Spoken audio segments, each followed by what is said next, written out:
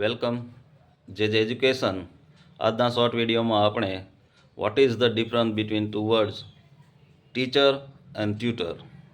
તો મિત્રો, આ ટીચર અને ટ્યુટર બંને શૈક્ષણિક કાર્યના અનુસંધાનમાં જ કામમાં એક રોલ પ્લે કરે છે. એની અંતર્ગત ટીચર અને ટ્યુટર વચ્ચે આમ તો બહુ ઝાઝો ફરક નથી, પણ કંઈક જવાબદારી, રિસ્પોન્સિબિલિટી અને લાયબિલિટીની થોડીક ડિફરન્સ છે.